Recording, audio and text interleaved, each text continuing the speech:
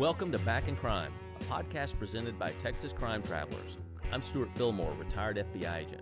And I'm Todd Hiles, retired Secret Service agent. In this podcast, we cover cases we worked and some we wish we had. As lifelong street agents, we were where the rubber met the road. While the big guys were doing press conferences, we were interviewing the criminals. And because of that, we can take you inside these cases and under the crime scene tape. This is Back in Crime. Today's episode is about one of the biggest unsolved murder investigations in Texas history. Yeah, this is one of my favorites. I really like this case. This case is extremely puzzling for law enforcement from the day one of the investigations, and the case gets complicated because it involves multiple crime scenes. Yeah. Now, I will admit that I'd never heard of this case until you told me about it. And then I watched part of the movie. Yeah. It was released in 1976, but Yes. I saw it a few years ago, and it was entitled The Town That Dreaded Sundown. Yeah. I saw this actually, I don't remember if it was in 1976, but it was, sometime close to that when I saw it. And I remember, it scared me at the time. I was a kid, but it scared me. Because at the time, it says it's an unsolved murder, and it was only about 30 years after these killings had happened, and they kind of teased that the killer may still be alive, Still be out there, yes. Yeah, and so I thought, oh man, he might be here in my town, Yeah. And now when I say that I watched the movie, again, I did not watch the entire movie. Yeah. Because it is kind of scary, but during the movie, I found myself getting on my phone to start Googling some of the stuff. Like, Sure. did this really happen this way? Yeah. I was so intrigued by this case that I actually reviewed the FBI file on it. Okay, yeah. And a lot of interesting things in there. But before we really get into this case, let's just take a quick second to talk about Texarkana. Okay. Because that is a unique city. It is. Yeah. It actually has a main street that divides Texas and Arkansas. Yeah. It's State Line Avenue is what it's called. And it's in the central part of the city. And one side, you step on one side, you're in Texas. You step on another, you're in Arkansas. And so there's a Texarkana, Texas Police Department, and then there's a Texarkana, Arkansas Police Department right across the street. Yes. You have two sheriff's departments. You have Miller County in Arkansas, and Bowie County in Texas. Right. Yep. And of course Arkansas has the Arkansas State Troopers. Texas has DPS, yep. And the Texas Rangers. Now there is actually an FBI office in Texarkana. Is that correct? There is, and it is in the federal courthouse, which sits literally on State Line Avenue, and by that I mean it sits on State Line Avenue. So as the road comes down, the courthouse, the street has to go around the courthouse, circle around the courthouse. And so effectively what that means is one half of this courthouse is in Arkansas and another half is in Texas, including the FBI office there, which part of there's a Little Rock division of the FBI and there's a Dallas division of the FBI. And Texarkana is what's called a resident agency for both divisions, for Little Rock and Dallas. Resident agency being like a satellite office. Okay. A smaller office. Yeah, a smaller office. And so the Little Rock RA, resident agency of Texarkana, and the Dallas RA for Texarkana, they're in the same space. Same office, same space, same door to go in. But the Little Rock agents sit on the Arkansas side, and the Texas agents sit on the Texas side. That's crazy. Yeah, I think I did read one time where it said that the Supreme Court in Washington, D.C. is the number one most photographed federal court building. Number two is Texarkana. Yeah. Because it's I can see that. It's so unique. It is unique. It's unique, and it's it's that kind of classic style, federal building. It's kind of picturesque, I guess, and just because it sits, where it sits on that state line. And really, the only reason I bring this up about that is it's like that saying that you've always heard of too many cooks in the kitchen. Yeah. When you have this much law enforcement in a small area. Yes, in a controversial case, a sensational case, everybody wanted to lead. Everyone wants to lead this exactly. criminal investigation. Yeah. And this is going to cause some conflict. And we know when there's conflict, it's difficult to investigate a complex crime. You kind of just end up getting in each other's way, really. Right. You think maybe it might be, you almost have competing agencies trying to do this, and so you think maybe through competition that maybe you would get a better result, or a quicker result maybe, but not in this case. This was something where it just everyone got in each other's way. All right, so here starts the case of the Texarkana Moonlight Murders. Yes. Now, these attacks all will occur at night, on the weekends, and they happen between February 22nd and May 3rd of 1946. Yeah, just after World War II. The first 3 attacks will occur at Lover Lanes or like quiet stretches of highway in Bowie County. And then the 4th attack will actually be in a farmhouse in Arkansas, on the Arkansas side. Right. And it'll be like 10 miles north of Texarkana. Attack number 1 happened February 22nd, 1946. And Jimmy Hollis, who is 25 years old, and his girlfriend, Mary Larry, she's 19. They've gone to Texarkana. They've watched a movie. After the movie, they've gone to this secluded roadside. They kind of parked on the side of the road, and they're in the car. Okay. And while they're parked, a man wearing a white cloth mask, they further describe it as a pillowcase with the eyes cut out. Okay. Shines a flashlight in their car and orders the 2 out of the car. Yeah. He orders Hollis to take off his pants. Then he hits Hollis in the head twice with the handgun. Yeah. He tells the female Lowry to run away, but then he catches up to her and he knocks her down. Yeah. Wow. He sexually assaults her with the barrel of the pistol. After this assault, she gets up and she runs about a half mile to a farmhouse and calls the police. Both are alive, though. Correct. Yeah. I tell you, Todd, you mentioned that they described him as wearing this pillowcase with the eyes cut out.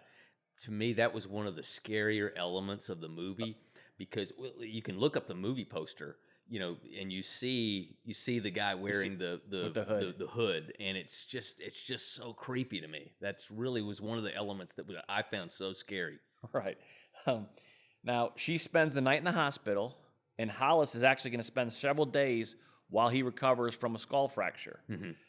Law enforcement sort of challenged their story because they sort of believe that these 2 knew who this attacker was. Really? And they kind of thought that it was going to be her ex-husband. Huh. I wonder what it was, and maybe their statements that brought that suspicion. I think just because it's so bizarre that this happens with a pillowcase over someone's head. Right. But the 2 victims, Hollis is going to say that it was a white male, and she is going to claim that it was an African-American male. Okay. So there's that discrepancy over that. Sure. But strangely, no media attention. The police sort of treat this as an isolated event. Mm-hmm. There's no real follow-up investigation. Mm-hmm. And, of course, there's no evidence preserved. Yeah, and in these days, too, the serial killers, that was not a term that was even really known. We know from history that there certainly were serial killers well before 1946, but it wasn't common, and it wasn't something that was known or certainly reported heavily in the media. Yeah, wearing the pillowcase, it was just so bizarre. Yeah. So, attack number 2, March 24th, 1946. Mm-hmm.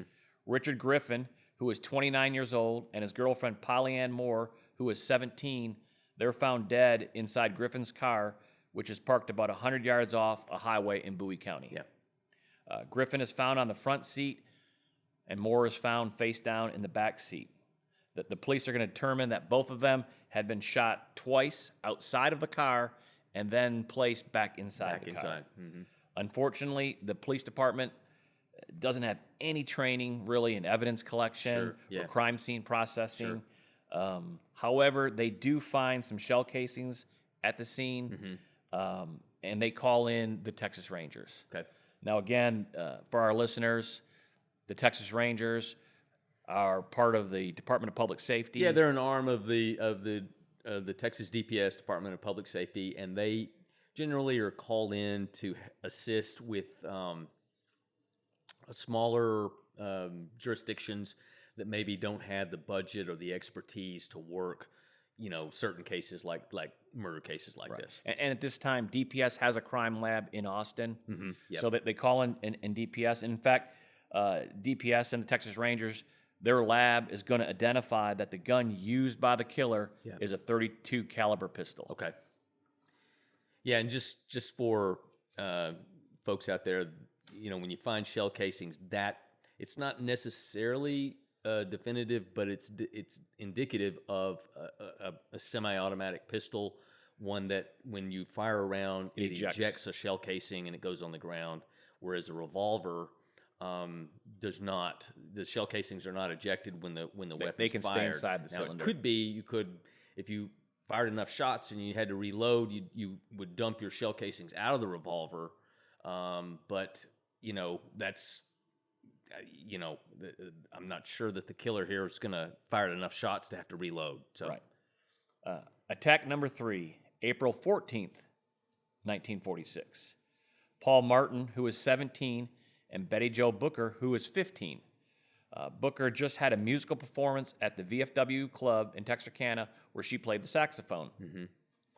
Now, her parents think that she, after this VFW party, that she's going to her friend's house for a slumber party, but instead, Martin picks her up from the VFW hall around 1:30 in the morning, and witnesses see them leave together. yeah.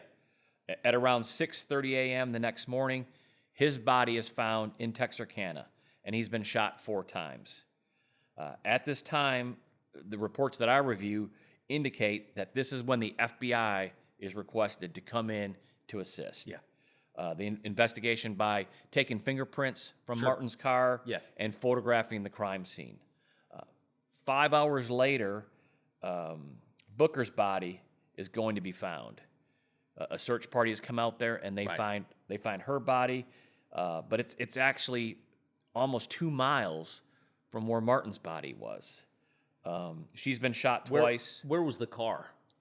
Well, the car is like a mile from where Booker was found. Interesting. Okay.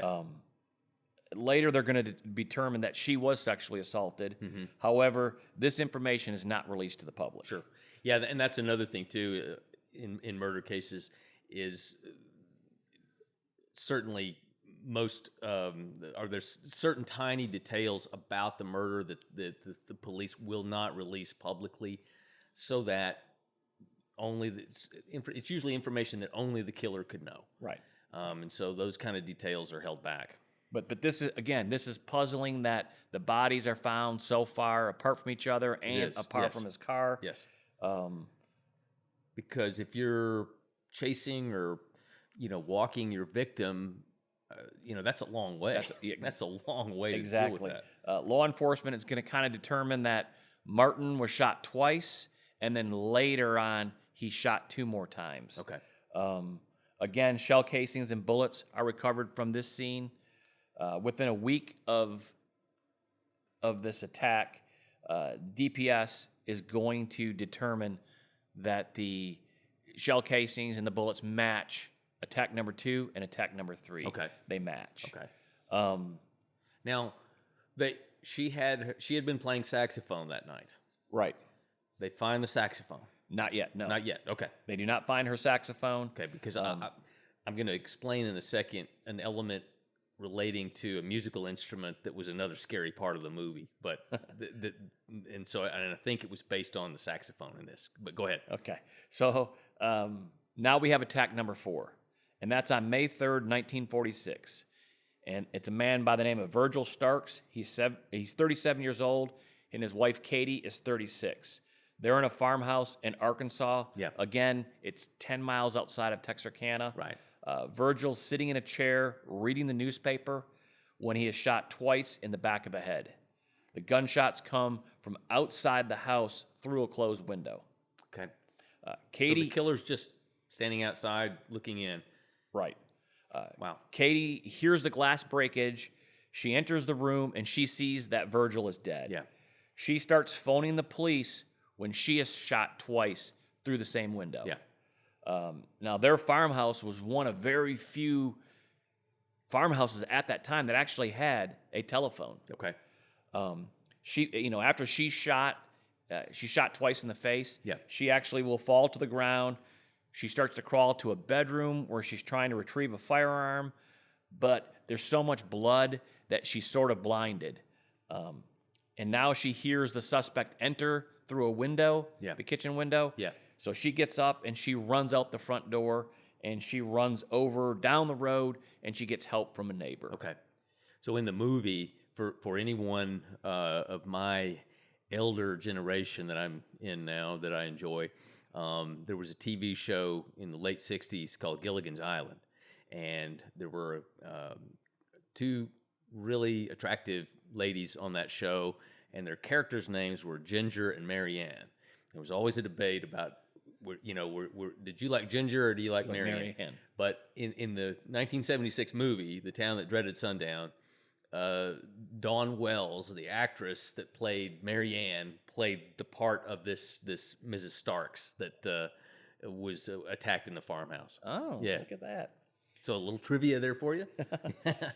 Now, at this crime scene, attack number 4's crime scene, the police recover shoe prints, a palm print, and a flashlight. Okay. And the flashlight had been laying out outside in the ground. They think the killer drops. Okay. But this time, both victims are shot by a .22 caliber gun. Investigation into these 4 attacks, they're going to be conducted by both police departments in Texarkana. Sure. The Texas Rangers, the Arkansas State Police, both sheriff's offices. Of course, FBI is in on this. Right. So there are a lot of agencies involved in these 4 attacks. But at the time, a lot of investigators don't believe the attack number 4 is related to attack 1, 2, and 3. It's different because, the others seem to all fit a pattern of, people in a car like that. And this is, it's further away, number 1. And it's a married couple in a house. So it's out of the pattern. It's out of the pattern. Now, I think I forgot to mention on that attack number 3, when the FBI is called in to help process the scene, they recover 3 latent fingerprints from Martin's car. Okay. And they kind of call these latent fingerprints, they're going to kind of say that they're unexplained because they can't figure out, they didn't belong to anybody at the scene. Right. Sure. And so this is going to become an important piece of evidence that they have. Yeah. There's in the FBI file, there's actually a memo from the director of the FBI at the time, who's J. Edgar Hoover. Yeah. And the agents in Texarkana are reporting to him that these attacks have caused great public concern. And the national media has picked up on this now. Yeah. And they're saying a serial killer is on the loose in Texarkana. Now, earlier we had talked about you mentioned that this case has been called various things. It was the Moonlight Murders, but it's also called the Phantom Killer, right? Yeah, the Phantom of Texarkana. Yeah. So that's another element to me that was just creepy. And really at the time, and I think at the time the public picked up on that. Right. Exactly. The news was running with it. But what's kind of strange is at the time of like attack number 4, most people did not know about attack number 1. Now, of course, law enforcement knew about it. It hadn't been that well publicized. Right. So, but about a week after attack number 4, the victim from attack number 1, she comes forward and her interview is published in the newspaper. Yeah. So again, after attack number 2, most people thought that this was an isolated event, but after attack number 3, the public becomes alarmed. Yeah. And it was after attack number 3 that the local media started using the words "the Phantom Killer." Yeah. Right. And again, after attack number 4, it's going to become the last attack, but the public becomes hysterical. Yeah. There's constant and with good reason. And there's constant media coverage of this investigation. And like I described at the beginning with all these 2 sheriff's departments being involved in this now. It's almost like there's 2 different investigations going on into this. Todd, from your review of the file, was there any indication that the that the agencies were, cooperating, or were they withholding information from each other, so that, they're we'll get into that Okay. here in a little bit. Yeah. But I think for the most part, it was cooperative. Yeah. But again, you're talking at a time when there wasn't emails, there wasn't text messaging. Again, this is 1946. Sure. Yeah. And so the communication is sort of limited in a sense. Days following this attack, number 4, the newspapers are reporting that people are so scared that they're moving away from Texarkana. Yeah. And again, in between these attacks, police department has, beefed up the midnight patrols. There's more Sure. officers on the street. Oh, yeah. Detectives are now working 24 hours. But there's all these hoax telephone calls coming in saying, I'm the Phantom Killer, I strike tonight. Yeah. Things like that. Yep. You could only imagine how many calls for people heard noises in the night outside their window, and they're calling the police. People were scared. It's a very natural reaction. One of the newspaper's articles talked about, at the time, the supply of firearms at the local sporting goods stores or hunting goods stores. There was none. They were sold out. Yeah. In fact, the Miller County Sheriff's Department, they're going to loan out all the extra guns that they have to people in Miller County No kidding. that needed weapons. No kidding. They loaned them out. Can you imagine that happening today?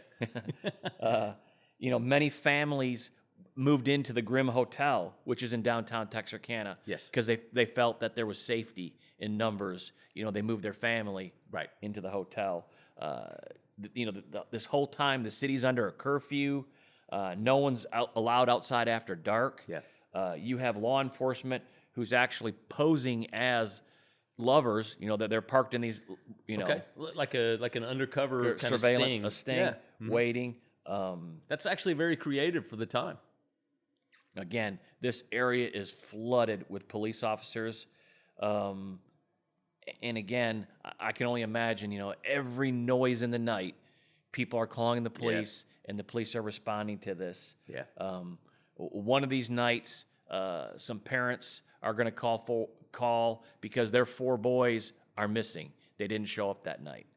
And so now, panic just sets in. Sure. That this killer With good reason. has killed these 4 boys. It just turns out that the boys' car got stuck in the mud, and all 4 boys had to walk like 9 miles back to town. And again, before cell phones, before, they're out in rural Texarkana, there's not going to be a payphone for these guys to get to. Right. So, and I can't even imagine how scary this must have been. Yeah. Back at that time. And again, this goes on for several months. But there's no attack number 5. So really, by the fall of 1946, the fear begins to decrease. sure. Sometime late summer, most of the Texas Rangers have pulled out of Texarkana now, and they've gone back to their previous offices. But this investigation continues.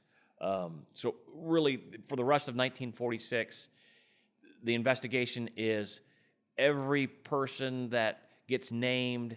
People are calling the police and saying, I think this person's the Phantom. Yes. Right. Law enforcement is getting those fingerprints Yeah. of those people, and they're matching them with They're trying to find these the unknown 3 fingerprints. these 3 from Martin's car. from his car. These 3, again, unexplained fingerprints. And again, the subjects that are having their fingerprints compared, it's all over the United States. It's just not in this area. Right. Because people from Vegas, this is, national media. Vegas arrests somebody, and, that person's claiming to be the Phantom. So they're sending their fingerprints back. So this fingerprint comparison, that's one of the big key things that they have. And this must go on every week. Well, once the attack stopped, I'm sure it occurred to somebody that, hey, maybe he's moved elsewhere. So it makes sense that you would want to expand your search beyond, and try to be aware and follow to see if there's similar murders in other places that might hint that your murderer has moved there. So that's actually a very innovative and creative thing. So even if somebody in another state was arrested for a crime, those fingerprints were sent to Texarkana. absolutely. Actually, they were Yep. sent to the FBI to say compare to these Sure. these three unexplained.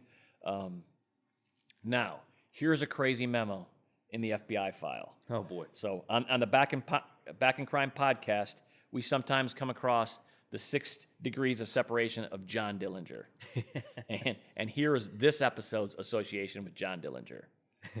So in May of 1946, about a week after attack number 4, the FBI office in Little Rock Okay. gets a letter from an individual who claims that back in the day, he provided information to the FBI office in Little Rock Okay. regarding Pretty Boy Floyd and John Dillinger, and his information was that those two were hiding out in Hot Springs, Arkansas. Okay. Actually, in those days, that would not have been necessarily a wild accusation, because Hot Springs was known as kind of a gangster's hideout. That the local law enforcement there kind of turned a blind eye, and that would have been what, 1933 maybe? 1933, 34. Four. Yeah. Because Dillinger was killed in 34. So was Pretty Boy Floyd.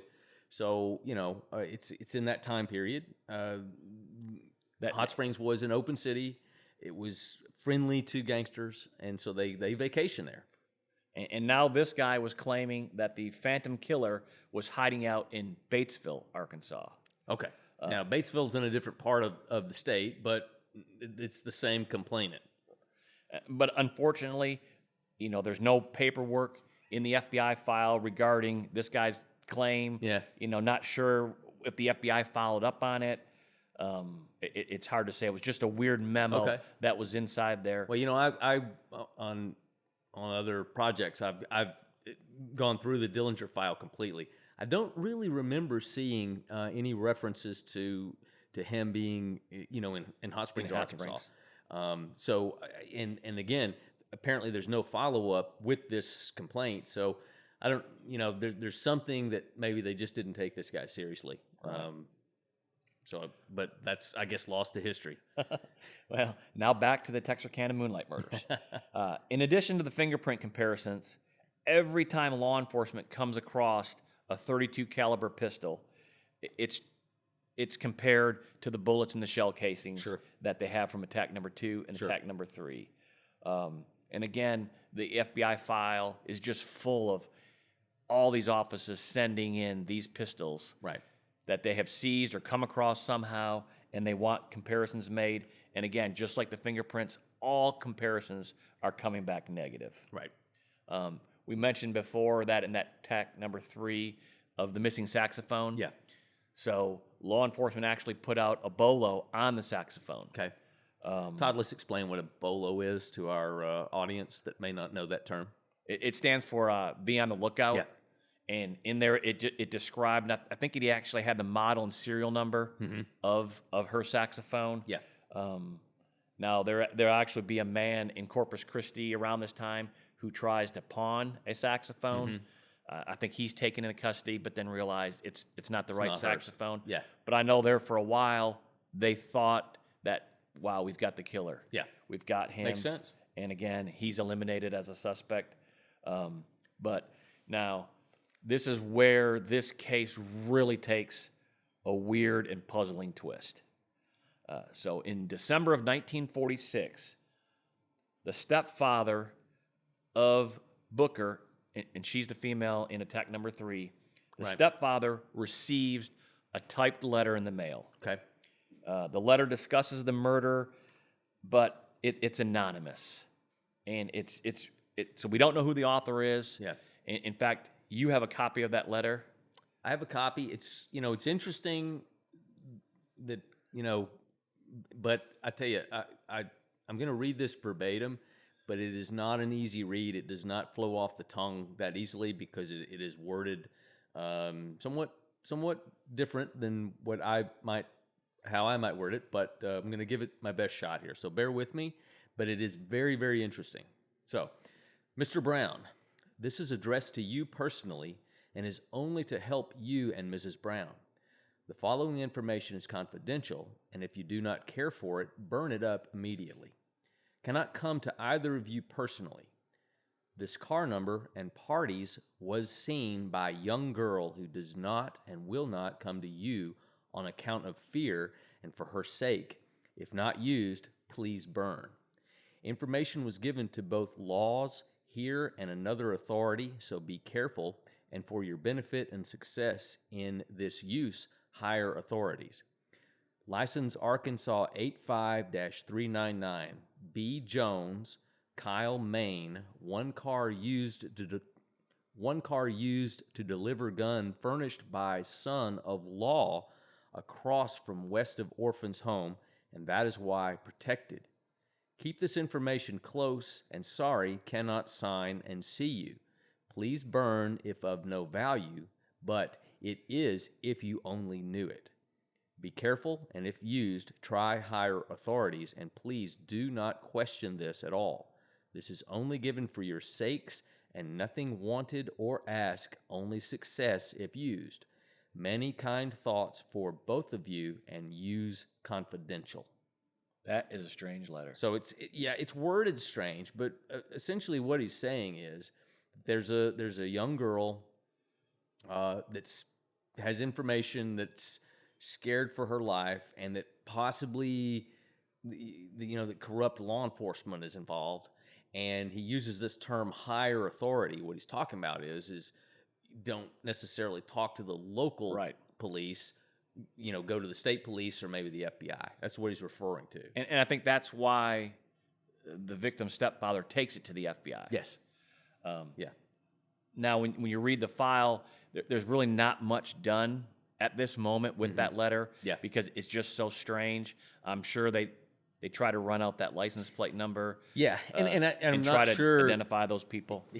He doesn't explain. He says License Arkansas 85-399, B. Jones, Kyle, Maine, one car used to deliver gun furnished by son of law, and across from west of orphan's home. So people at that time probably knew what that meant.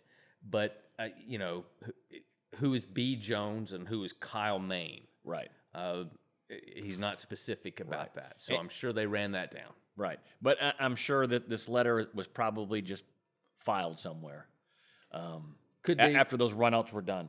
But now the strange thing around the same time is that another person residing in Texarkana, he gets a typed extortion letter in the mail, and in that letter they're demanding him to pay $3,000 in cash. Okay, and the instructions are for him to drop money in a park. But law enforcement realizes that the drop location is just within feet from where Martin's car in attack number 3 had been parked. Right. So that's what we call a clue. Exactly. Yeah. So the police go out to the park, they surveil it. They have this gentleman who got the extortion letter. They have him fill up an envelope. Looks like there's money in it. Yeah. He goes to the park just like the instruction says. Right. He drops it where they tell him to drop it. He drives back home. The police sit there for several hours, but no one ever comes to pick up the money. Nothing happens. Now, the FBI is going to examine these two letters. Yeah. And they're going to realize the same typewriter wrote both those letters. There you go. So over the... They had to be getting excited, Right. Yeah. Right. Over the next several months, another extortion letter is received by another person. Again, the FBI looks at that letter, and they realize that all three letters have been written by the same typewriter. Same typewriter. And again, that's done. Typewriters, there would be little defects. Yeah, there was a defect in one of the letters. In one of the letters. And when it hit the paper, it made a defect. Exactly. A typewriter was almost like a fingerprint that of all the keys on there, with the letters, there was going to be some defect unique to that typewriter in almost every instance. And I think the FBI had cataloged the different types and makes of typewriters almost like a fingerprint database. Right. And so they could test and determine what type of typewriter it was. That gives you can find out where those are sold. Right. And then, yeah. And that's exactly what happens in this case. And in fact, the Texas Ranger who's investigating these attacks. Yes. He also receives some typed letters. Again, FBI determines the letters he receives, it's the same typewriter. But what's kind of unique about the Texas Ranger, he also received some handwritten notes, handwritten letters that were mailed to him. Okay. The FBI is going to determine the make and model of the typewriter. Yeah. And they're going to reach out to the manufacturer, and the manufacturer of the typewriter is going to say, they're going to review their records and say there's probably 700 typewriters in the Texarkana area. Okay. Of that make and model. Right. And, reading the FBI file, it appears that this, becomes this giant scavenger hunt for typewriters. Sure.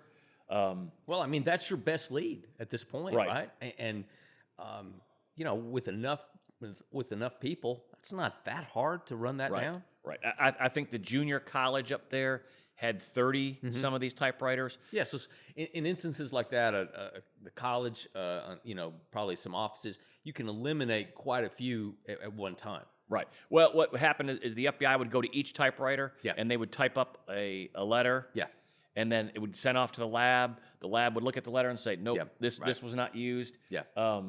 Eventually, the FBI will go into an office building there in Texarkana, and they are going to identify the typewriter that was used to type all these letters. Bingo.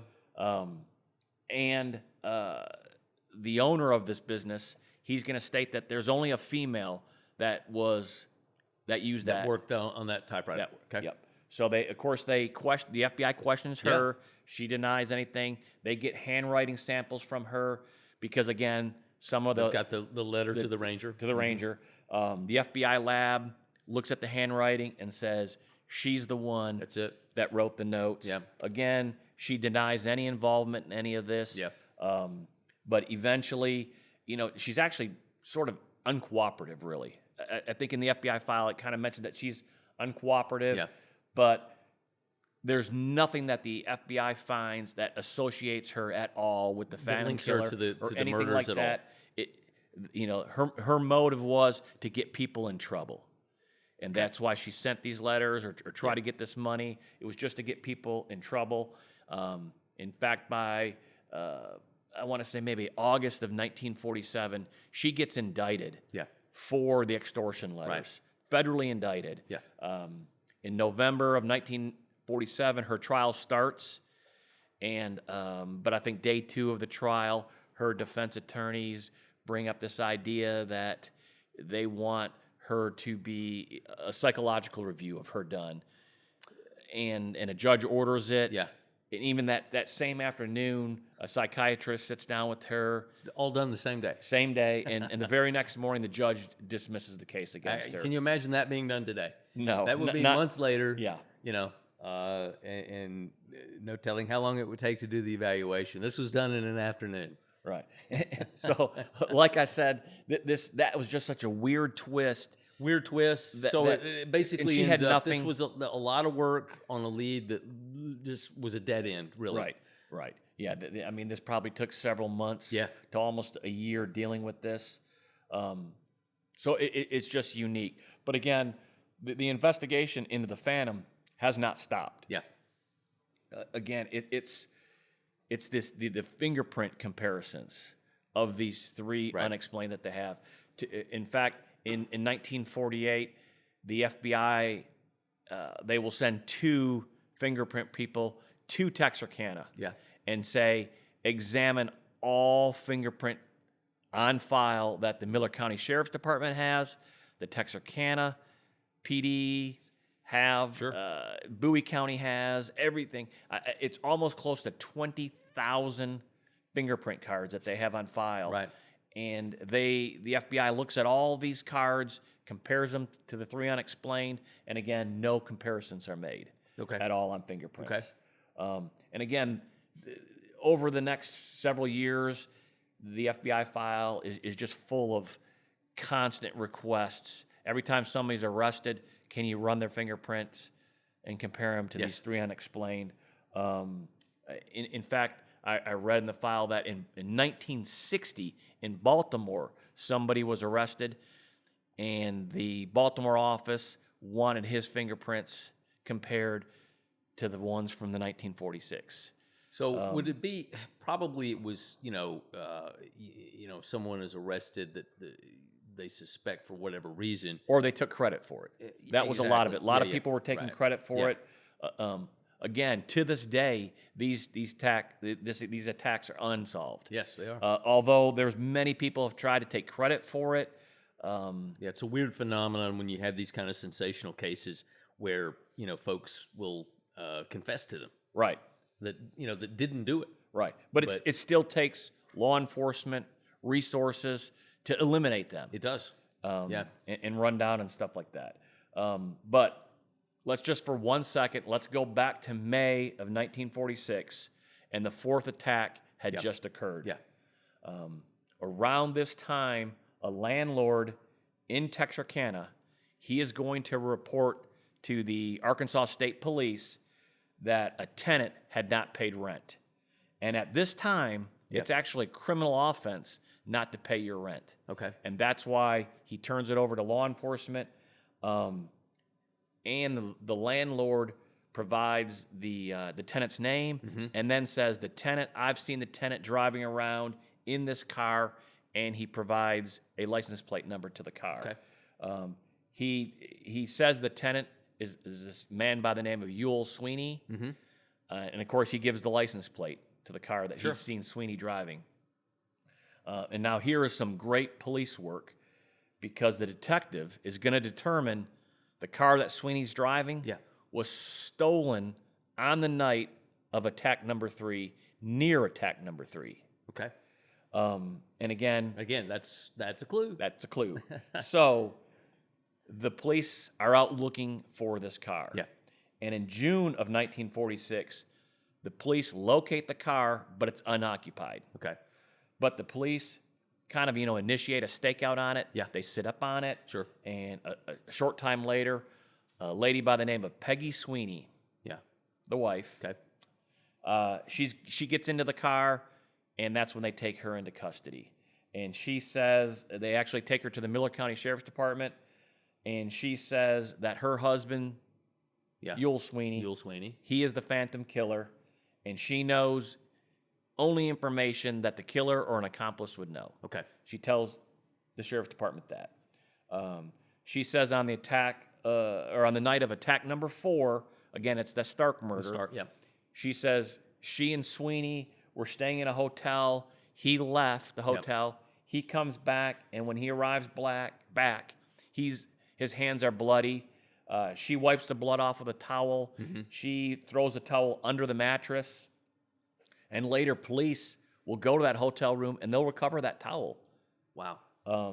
However, she recants her statement. Okay. She remains in jail. And so at the time, I think all they could do was determine that the blood would be human blood versus animal blood, and that maybe the blood type. It didn't have DNA in those days.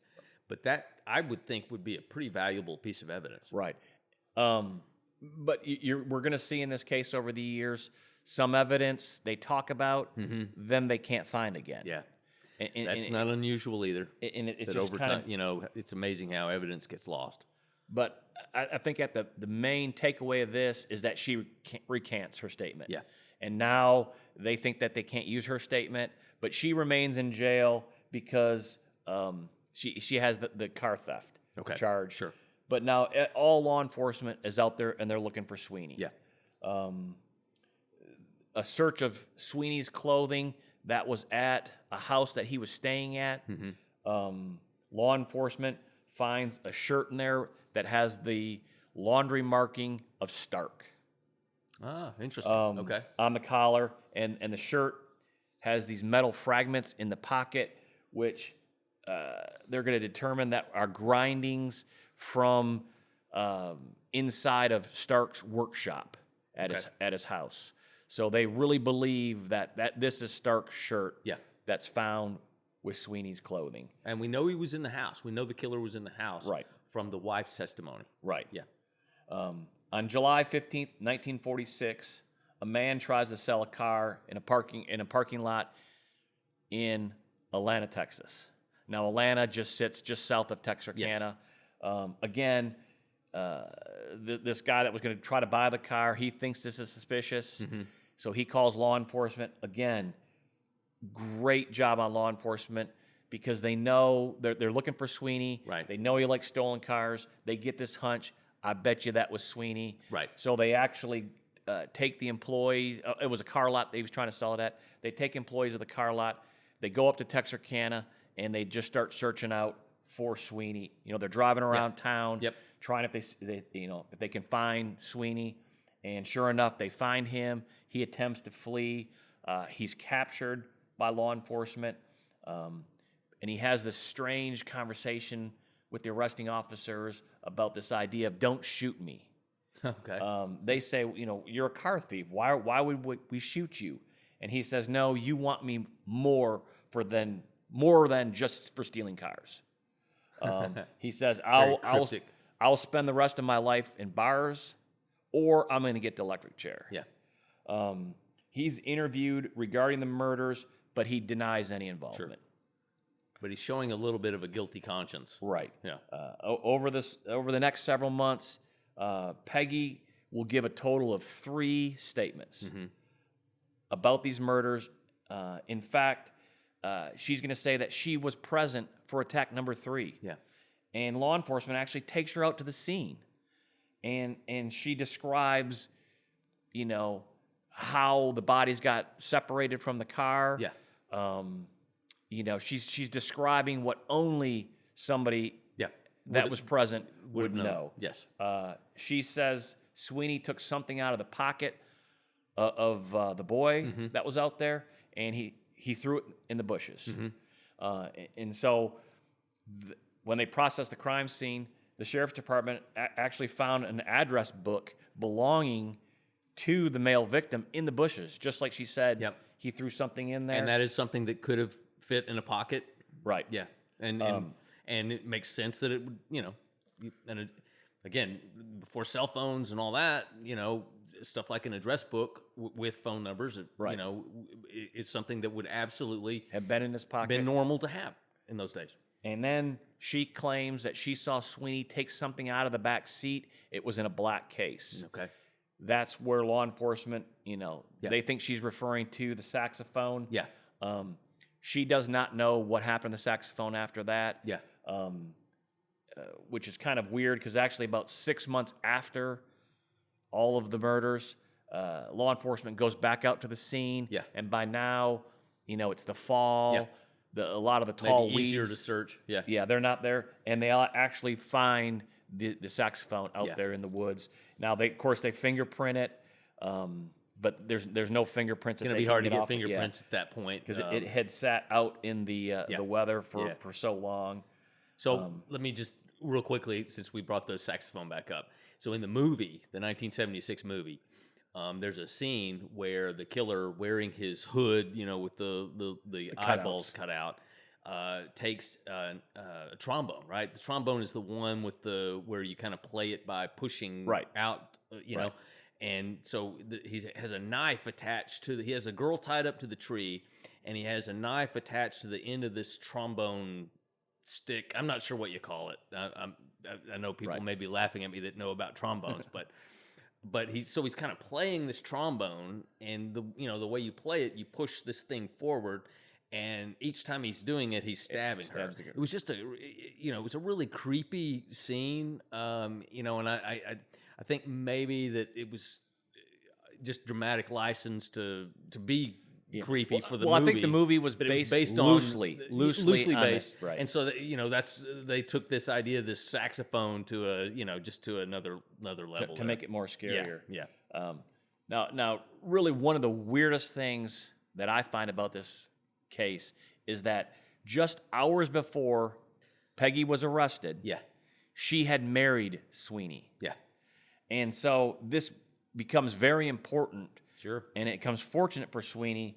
Now, a lot of law enforcement is split on if Peggy was telling the truth or not. Okay.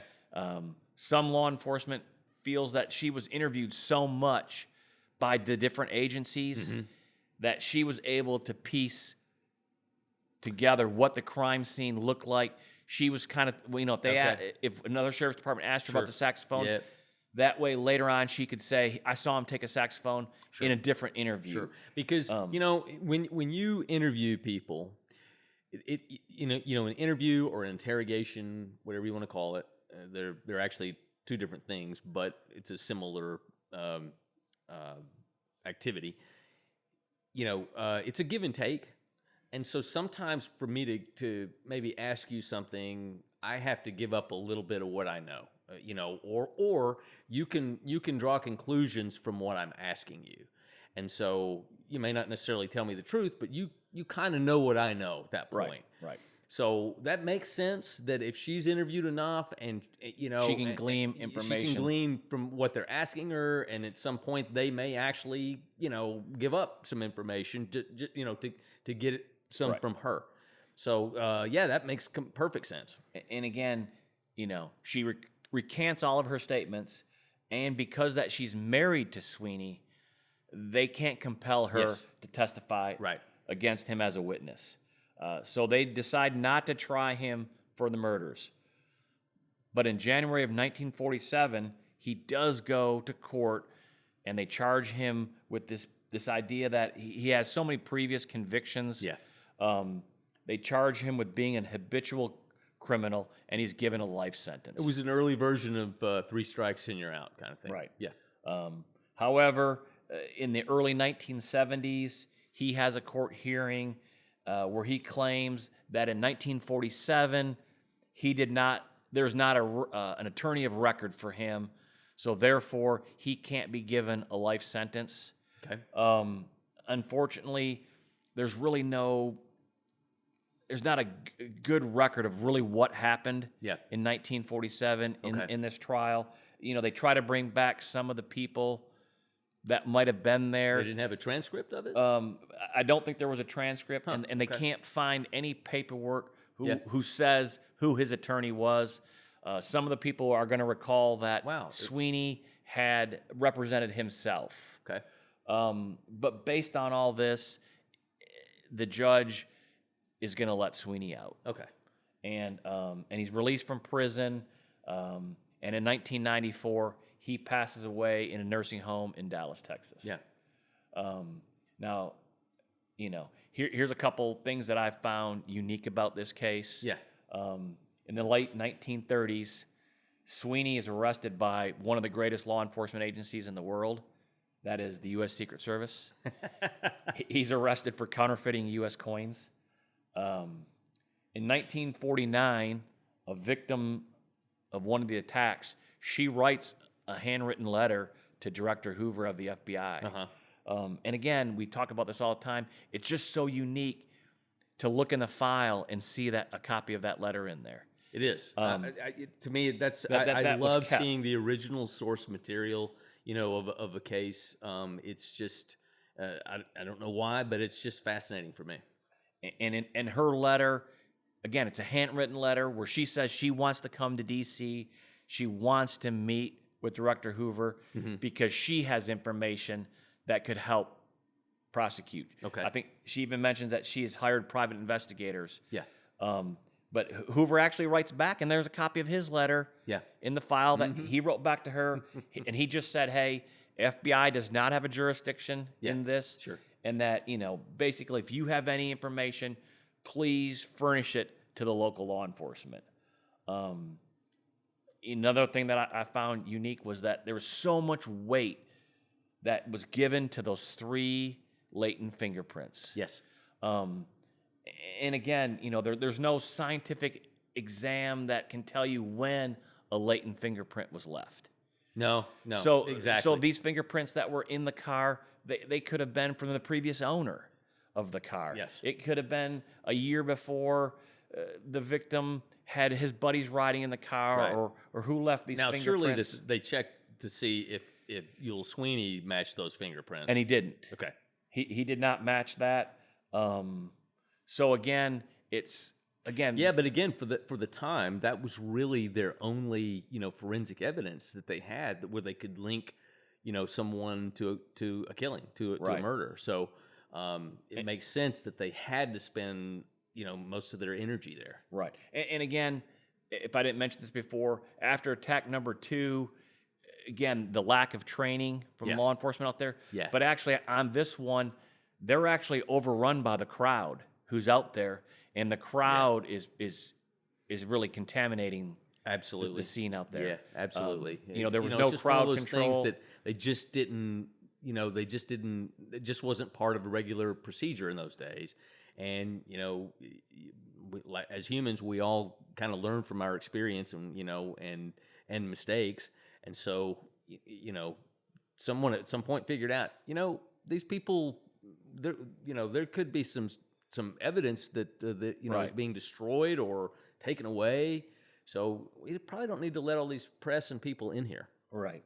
And as for Peggy, I always say that, if you're in some type of investigation, I would always tell somebody, hey, you can walk into the courtroom as a witness or walk in as a suspect. Yeah. And so I think at some point they should have stopped treating her like a witness. Yes. And I think even though she recanted her statements, so therefore they can't be used against Sweeney, but yet that's still evidence that could be used against her in her trial. Yes. And put that forward and let a jury. Let a them jury pick. decide if she's guilty, if she was an accomplice in that attack number 3. Well, I got to tell you, her giving up the fact that there was a bloody towel under a mattress is pretty damn incriminating. Right. And, I think certainly a jury at that time would have found that very, very compelling and would most likely have convicted her. Right. And I think, again, the fact that she recants those statements, but I think get her indicted. Yeah. And now get a defense attorney assigned to her. Yeah, because the defense attorney is going to say he's going to want to negotiate to save her. Well, but if it goes to trial, he's going to argue that she recanted that. She was right. The police forced her to say this. She was under duress. This is before Miranda, but so they didn't have to read her rights or anything. But the defense attorney could make an argument and put it to the jury. Right. Let the jury decide. Yeah. Right. While she's actually in custody, the DPS administers a polygraph. Yeah. And it shows no deception detected when she's regarding her statements that she's made about attack number 3. Yeah. Now, this is what's really unique, and I think we've talked about this before, was that Sweeney, while he's in custody, they actually take him up and give him truth serum. Yes. I guess, what is it, sodium pentothal or whatever? Okay. That's right. So they inject him with I've always heard of truth serum, and but it was something that I never was involved with at all. Obviously it wasn't an approved method in the FBI. At least in my time there, I don't know if it ever was. Honestly, I don't ever remember reading about it's being used or anything. So to me, this is just something I always heard about in the movies. But this is a situation where this happened. It really did happen. It's in the FBI file. Yeah. They gave him this serum. Yeah. But they actually gave him too much and he fell asleep. and so there was nothing that came out of that. Yeah. But if you read some books that other investigators that were involved in this have written and reports, at that moment it felt like there was an investigator that felt that Sweeney was about to, he was starting to cooperate, and they felt that he was about to confess. Yeah. When this other agency came in and said, no, we're taking him now because we're going to do this truth serum. Yeah. So you asked before if there were some conflicts. That was one of them. I think in the 1970s or 1980s, a journalist catches up to one of the investigators up on the Texas side. Mm-hmm. Yeah. And in there, the journalist mentions that I read this in the Arkansas State Police report about a piece of evidence. Yeah. I think found at attack number 4. Right. And this investigator from Texas, 30-some years later, that's the first time that he'd ever heard of it. Exactly. And he's like, boy, I didn't know that back then. So there was miscommunication. Right. And I think that's when they're talking about how if Sweeney was involved with all 4 or wasn't. And so, that shows right there that there was some miscommunication. Yeah. If this investigator on the Texas side hadn't even heard this. Yeah. Yeah, it happens. It's just Right. it's just it's a part of the way it's done. And I think I mentioned earlier that by the end of the summer of 1946, Yeah. the Texas Rangers had pulled out of Yes. Texarkana. Right. Well, there's a memo, a secret memo that they write to their director at the time that basically says, "Hey, I think it's Sweeney, therefore we don't need to be here anymore." Yeah. And they pull out. And again, once Sweeney is actually in custody, there's no other attacks. Yeah. I think over the years, there's been some forensic examiners that have studied some of the assessments of Sweeney while he was in prison. Yeah. They've looked at the crime scene photos, and they've kind of developed a profile of what the Phantom Killer would be. Yeah. And again, this fits Sweeney. Fits him. It fits him to a T. Was there ever any indication as to why was he motivated to do this to begin with, and then why did he stop? Because it was a pretty abrupt beginning and ending. Right, and that's a great question. I want to say just hours before attack number one, Sweeney is in Texarkana. They're at a bar or some type of a cafe. Yeah. Peggy's there, and they have some type of an argument, and Peggy actually leaves with another man. Wow. Okay. So the idea then is that Sweeney was out looking for her. And that's why he crept up on she's that with car. another man, and they're probably going to go parking somewhere, Right. and I'm going to go find them. Right. So when he shines the flashlight in there, Yeah. and it's not her. Right. Now he's I don't know, embarrassed that he's got the wrong car, or he just Right. decides to rob them. Right. He hits him with the gun. Does Yeah. that attack number one? Huh. Interesting. So, but he didn't kill them.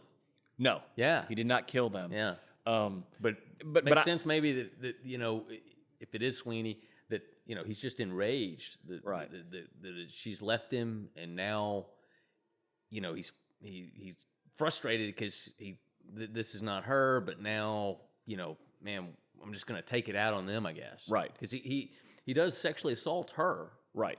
Yeah, that's an interesting Right. theory. And again, that's but necessarily, why would he necessarily have the mask on? Right. The hood, because if it's just a simple matter, I'm trying to find my girlfriend, and I'm just gonna, unless he doesn't want the male victim to testify that it was him. Yeah. Right. But to me, it's just kind of strange. I think as an investigator, I think there's got to be some type of a link with Virgil Starks. I don't know if it was just that random out there at that farmhouse. Yes. Now there was some reports that Sweeney and Peggy were staying out that way, and that day they were kicked out of wherever they were staying. Right. And so they came in town to get the hotel room. If that route for them to come into town took them past Stark's house, and he saw it as something easy to rob to get money. Right. But I don't, if that's your motivation to rob, or not to rob, but to get money, why would you pick a house that's occupied? Yeah. Exactly. Because usually you're going to take the path of least resistance. I just wonder if there was some type of connection. Yeah. Somehow that, I don't know. Yeah, that's a good insight, because it's different than the other murders. It's out of the pattern, as we mentioned, and it seems to be just almost an assassination, right? Really. And if the papers are reporting at the time that the police have determined what gun was being used, it would make sense that Sweeney got rid of the .32 caliber. Yes, and now he's moved over that. Yeah. I think there's a lot of reports that talk about again, this investigation is just there's so much to it. There's so many reports. And they look into all the places that Sweeney has worked at, and they try to ask former coworkers about a gun. And a lot of people report that Sweeney did have a .32 caliber pistol. So it's. But after the Stark murder, it pretty much ends.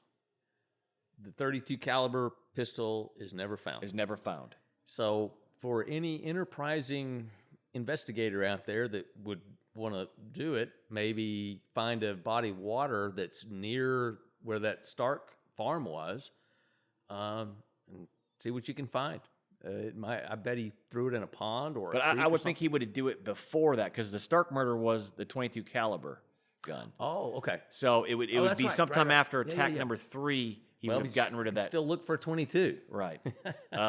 But you wonder, at that time, he probably could have taken it to a pawn shop and sold it, or sold it on the street. Right.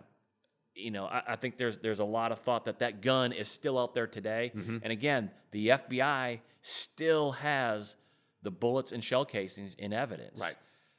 So that they could still compare to this Yeah, day. and again, that gun. murder is there's no statute of limitations on murder, so it's still an open case. Right. And it's kind of unique that there was actually some reporters who tracked Sweeney down in the 1990s. Yeah. But again, at that time, it's kind of unique that Sweeney doesn't say that I'm not the Phantom Killer.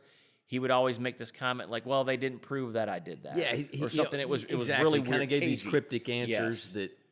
that didn't definitively deny that It didn't make sense. There's also reporting that in 1999, one of the victim families gets this anonymous female call from a female who says, "I just want to apologize for my dad murdering your loved one." Yeah. And then I think in 2000, another family member, they get this anonymous phone call from a female, says the same thing. "I'm apologizing for my father who committed these murders." Did Sweeney have children? No. Okay. He didn't. Well, not that was ever talked about in things like that. Okay. So again, it's just kind of weird how it ended. Yeah. It just ended. Yeah, exactly. That's what I mean. Usually these things that, the people that are driven to do these kind of things, they just don't stop for just any reason. I wonder if maybe, they had gotten onto Sweeney roughly not long after in June of 46. Yeah, exactly. So and Stark was in May of 46. So they got on it right away. So part of it might have been that, wow, they suspect me. They don't have enough on me. They suspect me. I probably should quit doing this. Maybe, maybe that's what happened. Right.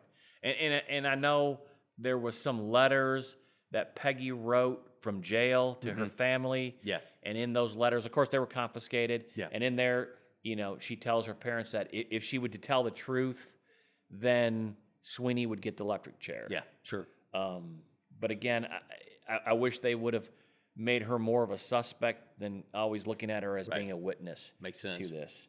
Again, at the beginning of this episode here, I talked about that 1976 movie, The Town That Dreaded Sundown. Again, based loosely on this, but I need to mention here that in 2014, another movie with the same title was released. Oh, really? Okay, And now, I don't know about this movie. Okay. This movie is it's really a fictional, but it's a sequel to the 1976 movie. Really? But so I believe it's another scary movie. Okay. And in other words, it's not a remake. It picks up It maybe picks where up the a 76 movie ended. Okay. It picks up from and that. the killer keeps on going. Right. Okay. Again, I have not watched this newer movie. Okay. Yeah, I haven't heard of it. Because that is not my genre of movies that I enjoy, and I don't want to be scared. Okay. I might have to check that out. Okay. And as our listeners, again, as always, thank you so much for listening. Hope you enjoyed this podcast. Yeah, absolutely. We love doing this. To me, it's a lot of fun to just sit in here and talk about old murder cases, and we hope you enjoy it too. And we really appreciate your support, your comments, and your questions. Thank you for listening. This has been the Back in Crime podcast presented by Texas Crime Travelers Todd Hiles and Stuart Fillmore. We are the executive producers. Grace Hiles is the producer and director. Theme music composed by Eddie Bandas. Follow us on TikTok, Instagram, Facebook, and our YouTube channel at Texas Crime Travelers.